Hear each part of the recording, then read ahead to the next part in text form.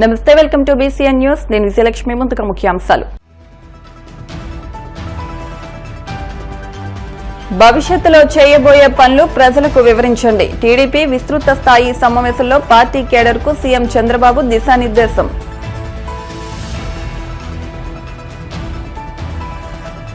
జగన్మోహన్ రెడ్డి క్షుద్ర రాజకీయాలకు బలి కావద్దు. వైసీపీ యువతకు కార్యకర్తలకు మంత్రి సవిత హితబోధ.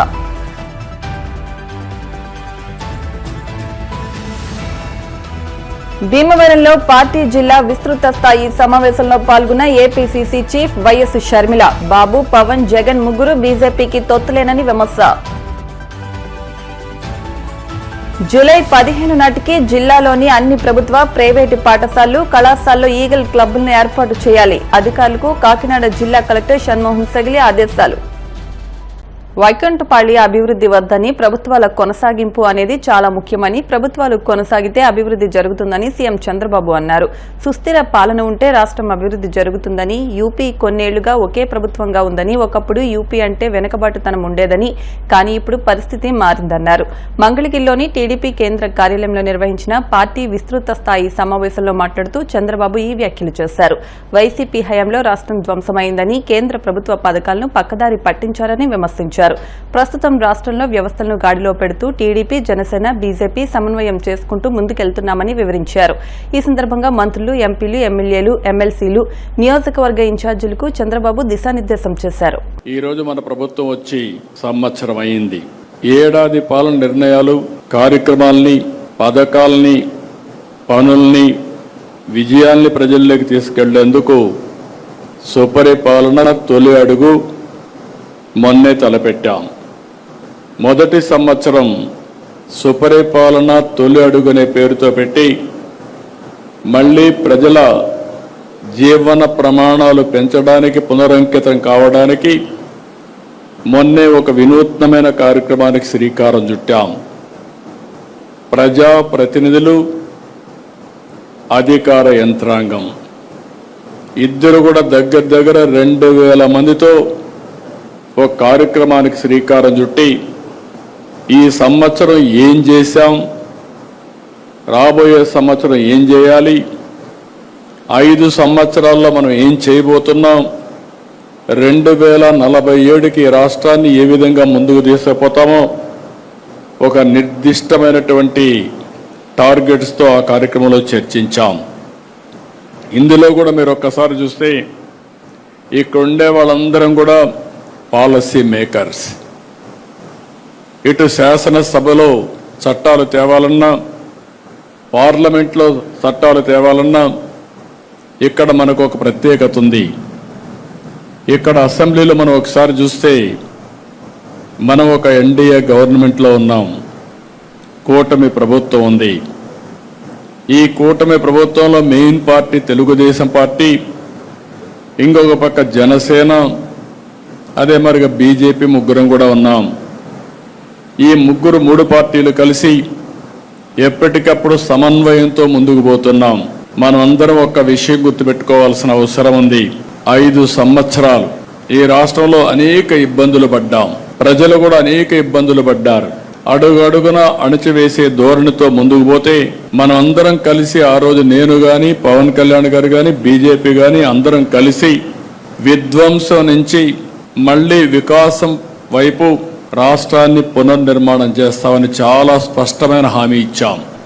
దీన్ని నమ్మారు. నమ్మడమే కాదు, నేను రాజకీయాల్లో చూస్తే తెలుగుదేశం పార్టీ అనేక సందర్భాల్లో ఒక దిగ్విజయాల్ని సాధించాం. కానీ అవన్నీ కంపేర్ చేసుకుంటే 94% స్ట్రైక్ రేటుతో మొన్న ఎన్నికల్లో అఖండ విజయాన్ని సాధించి పెట్టారంటే అది మన మీద ఉండే నమ్మకం అని మరొకసారి మీ అందరికీ విజ్ఞప్తి చేస్తున్నా. ఆ నమ్మకాన్ని, ప్రజల్ని, ఆశల్ని, యాస్పిరేషన్స్ని కాపాడుకోవాల్సిన బాధ్యత మన పైన ఉంది. ఏ ప్రభుత్వం అయినా సరే చేసిన పనులు చెప్పుకోవాలి.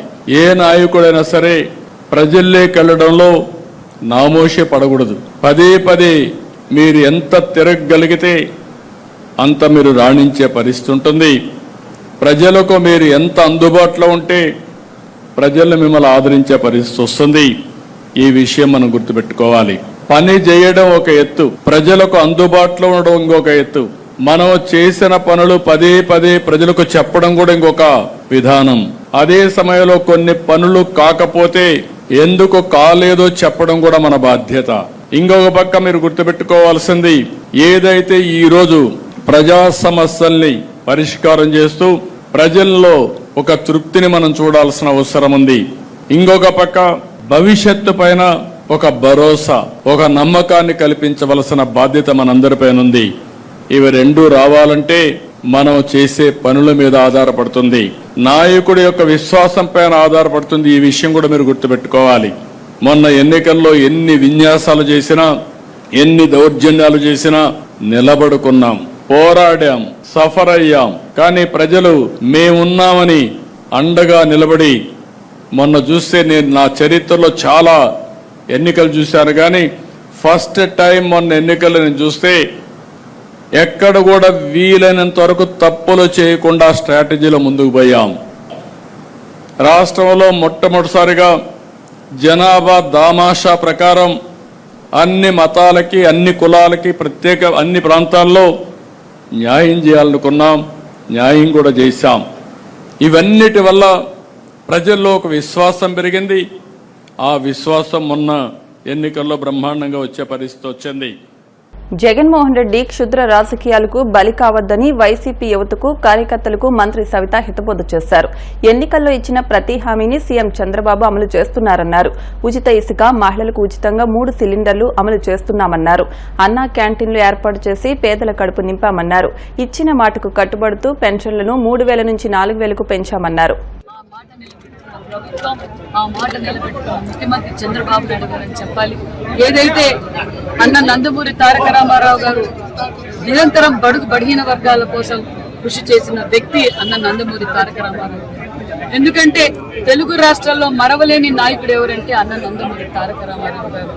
ప్రజల గుండెల్లో నుంచి పుట్టిన నాయకుడు అన్న నందమూరి తారక రామారావు గారు. ఈరోజు తెలుగు ప్రజలు రాజకీయంగా కావచ్చు, వ్యాపార రంగం కావచ్చు, అన్ని రంగాల్లోనూ ఈ రోజు స్థిరపడ్డారంటే ఆ దిశ అన్న నందమూరి తారక రామారావు గారి. అదే అన్న నందమూరి తారక రామారావు ఆశయాలను కొనసాగిస్తూ రాష్ట్రం విడిపోయిన తర్వాత అప్పుల్లో ఉన్న, కూర్చోడానికి కుర్చీ లేకపోయినా రాష్ట్రాన్ని అభివృద్ధి పరుగులు పెట్టిస్తూ, అదే విధంగా బలహీన వర్గాల కోసం నిరంతరం పోరాటం చేసిన అన్న నందమూరి తారక రామారావు గారి ఆశయాల మేరకు రాష్ట్ర వ్యాప్తంగా మన ప్రభుత్వంలో అన్నా క్యాంటీన్లు ఓపెన్ చేశాం. మరి గత ప్రభుత్వంలో నా బడిగిన వర్గాలని చెప్పి ఓటేయించుకుని జగన్మోహన్ రెడ్డి గారు, రెడ్డి గారు రంగులు మార్చడం అయితే అలవాటు అయింది. ఫేస్బుక్ లో అదేంది ఫోటోలు, పాస్బుక్ మీద ఫోటోలు ఆయనదే ఉండాలి, ప్రతి చోట ఆయన ఫోటోలే ఉండాలి అనుకున్నారు. వాట్సాప్ అదేంది పిల్లలు చదువుకొని పిల్లల బ్యాగుల పైన కూడా ఆయన ఫోటోనే వేసుకున్నారు. మరి ఈ రెడ్డి గారికి ఎన్టీఆర్ అన్నా క్యాంటీన్ పేరు తీసేసి మరి ఏ రాజశేఖర్ రెడ్డి పేరో, ఏ రాజారెడ్డి గారి పేరో పెట్టుకోవచ్చు. కానీ జగన్మోహన్ రెడ్డి గారికి బడిగిన వర్గాలు ఒక్క పూట భోజనం చేయడం కూడా ఇష్టం లేక ఆయన అన్నా క్యాంటీన్లన్నీ రద్దు చేశారు. మరి ఎవరు బడిగిన వర్గాల ద్రోహి ఎవరంటే జగన్మోహన్ రెడ్డి గారు అని చెప్పాలి. మనం ఎన్నికల సమయంలో మాట చెప్పాం, రాష్ట్రం అధికారం లేక రాగానే అన్నా క్యాంటీన్లు ఓపెన్ చేస్తామన్నాం, అన్నా క్యాంటీన్లు ఓపెన్ చేస్తాం. మరి చంద్రబాబు నాయుడు, మేము ప్రతిపక్షంలో ఉన్నప్పుడు చంద్రబాబు నాయుడు గారి ఆదేశాల మేరకు మా పెనుగొండ నియోజకవర్గంలో సుమారుగా ఇప్పటికి 3 సంవత్సరాలుగా అన్నా క్యాంటీన్ మేము స్టార్ట్ చేశాం. దిగ్విజయంగా కూడా పూర్తి చేసుకున్నాం. మళ్ళీ దానికి సహకరించిన వారందరికీ కూడా ప్రత్యేకమైన ధన్యవాదాలు తెలియజేస్తూ, అదే విధంగా ఈ రోజు 62 లక్షల రూపాయలతో ఎన్టీఆర్ అన్నా క్యాంటీన్ భవనానికి భూమి పూజ కార్యక్రమం కూడా చేసి మొదలు పెట్టామన్న విషయాన్ని కూడా మీకు అందరికీ తెలియజేస్తూ, అభివృద్ధి ధ్యేయంగా మేము పనిచేస్తున్నాం. సుమారుగా 1,10,00,000 మంది భోజనం చేస్తున్నారు. నాణ్యతమైన భోజనం 5 రూపాయలకే ఉదయము టిఫను, మధ్యాహ్నం భోజనము, రాత్రి భోజనము, నాణ్యతమైన భోజనం అన్నా క్యాంటీన్ ద్వారా అందజేస్తున్నామన్న విషయాన్ని కూడా మీకు తెలియజేస్తున్నాం. జగన్మోహన్ రెడ్డి ప్రజల్లోకి వెళ్ళండి అనేసి దిశానిర్దేశం చేసినాడు. ఈ బార్కోడ్ ద్వారా చంద్రబాబు మోసాలను ఎండగడతాము అని అన్నాడు. దాని జగన్మోహన్ రెడ్డి గారు అధికారంలో ఉన్నప్పుడు మరి ప్రజలు గుర్తురాలా. మేము అధికారం లేనప్పుడు కూడా, అధికారంలో ఉన్నప్పుడు చంద్రబాబు నాయుడు నిరంతరం ప్రజల కోసం పోరాటం చేస్తున్నారు. మరి జగన్మోహన్ రెడ్డికి అధికారంలో ఉన్నప్పుడు కింద భూమి మీద ఆయన పోయిందే లేదు. ఆ రోజు కూడా చెప్పాం, అయ్యా నీ పరిస్థితి ఇది, నీ పరిస్థితి బాగాలేదు, దాచుకుంటున్నావు తప్ప అభివృద్ధి చేసింది ఏమీ లేదు. ఈ రోజు ఆయన ఉనికి చాటుకునే కోసం ఆయన దేనికైనా సిద్ధమే. మేము కూడా చర్చించడానికి కూడా సిద్ధమే అనే విషయాన్ని కూడా తెలియజేస్తున్నాం.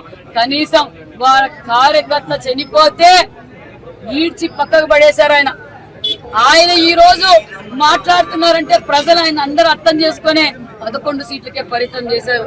జగన్మోహన్ రెడ్డి గారు శవ రాజకీయాలు చేయడం తప్ప చేసిందేమీ లేదు. ఈ రోజు ఉనికి చాటుకునే కోసం ఈ చిల్లర రాజకీయాలు చేస్తున్నారు. మేము జగన్మోహన్ రెడ్డి ఏమి ఛాలెంజ్ ఇచ్చినా మేము సిద్ధంగా ఉన్నాం. ఆదిశంకర ఇంజనీరింగ్ కళాశాలకు డీమ్డ్ యూనివర్సిటీ హోదా రావడం ఆనందంగా ఉందని ఆదిశంకర విద్యా సంస్థల చైర్మన్ వంకీ పెంచలయ్య పేర్కొన్నారు. తిరుపతి జిల్లా గూడూరు పట్టణ సమీపంలోని ఆదిశంకర ఇంజనీరింగ్ కళాశాలలో నిర్వహించిన మీడియా సమావేశంలో ఆయన మాట్లాడుతూ తాను ఈ కళాశాల ఏర్పాటు చేసి 26 సంవత్సరాలు అయిందని, కేంద్ర ప్రభుత్వం జనరల్ కేటగిరీలో ఆదిశంకర ఇంజనీరింగ్ కళాశాలకు డీమ్డ్ యూనివర్సిటీ హోదా కల్పించడం ఆనందంగా ఉందని తెలిపారు. గూడూరులోని కళాశాల మెయిన్ క్యాంపస్ గా ఉంటుందని, దీనికి అనుబంధంగా బెంగళూరులో మరొక క్యాంపస్ ఏర్పాటు చేస్తున్నామని తెలిపారు. ఇక్కడ చదివే విద్యార్థులు బెంగళూరు క్యాంపస్ లో కూడా చదువుకోవచ్చని సూచించారు. 75% పైబడి మార్కులు కలిగి ఉన్న విద్యార్థులకు మేనేజ్మెంట్ కోటాలో ఉచితంగా సీట్లు ఇవ్వడం జరుగుతుందని తెలిపారు. 26వ సంవత్సరం అడుగుతున్న సంవత్సరంలో Adi Shankara college of engineering and technology ఇప్పుడు ఆదిశంకర డీమ్డ్ యూనివర్సిటీ, అది కూడా జనరల్ కేటగిరీ కింద గవర్నమెంట్ ఆఫ్ ఇండియా ఇవ్వడం అనేది ఒక ప్రత్యేకం.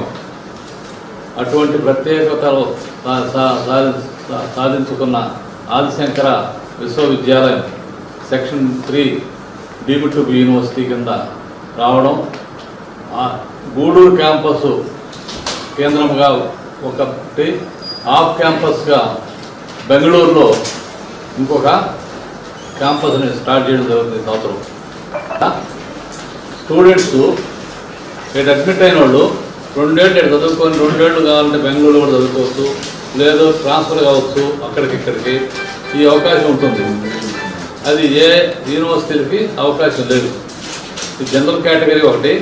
రెండోది స్టూడెంట్స్ గూడూరులో చేరిన వాళ్ళు 3-4 సంవత్సరాలు కావాలంటే బెంగళూరు పోయి ఆడే ఈ సాఫ్ట్వేర్ ట్రైనింగ్లు కోర్సెస్ తీసుకొని అక్కడ ప్లేస్మెంట్ చేసే బాధ్యత కూడా ఆదిశంకర తీసుకుంటుంది. విశేషం. రెండవది 75% మార్క్స్ అబవ్ ఉన్న విద్యార్థులకి గతంలో ఆదిశంకర 25 సంవత్సరాల ముందు స్టార్ట్ చేసిన 10% మేనేజ్మెంట్ కోటాలో ఫ్రీ సీట్స్ పూర్ మెరిటోరియస్ స్టూడెంట్స్కి ఇచ్చినాము. వాళ్ళందరూ చాలా బాగున్నారు. అందరూ మంచి ఉద్యోగాల్లో ఆర్గనైజేషన్లో ఉన్నారు. అదే రకంగా ఇప్పుడు డీమ్డ్ యూనివర్సిటీ అయినందుకు ఇక్కడ కానీ బెంగళూరు క్యాంపస్లో కానీ అడ్మిషను మెరిట్ స్టూడెంట్స్కి తొలి ప్రాధాన్యత ఇవ్వాలనే ఉద్దేశంతో మేము 75% అబవ్ ఉన్న మార్క్స్ ఉన్న విద్యార్థులకు అందరికీ ఫ్రీగా మేనేజ్మెంట్ కోర్సుల్లో సీట్స్ ఇవ్వడం జరుగుతుందనేది మీ పత్రిక ద్వారా విద్యార్థులకి తల్లిదండ్రులకి చేర్చాలని చెప్పి ఉద్దేశంతో ఈరోజు ఈ ప్రెస్ మీట్ పెట్టడం జరిగింది. మీరు మనకు తెలియజేయాలని కోరుకుంటున్నాం. మెరిట్ని ఎప్పుడు ఆదిశంకర ఎంకరేజ్ చేస్తుంది.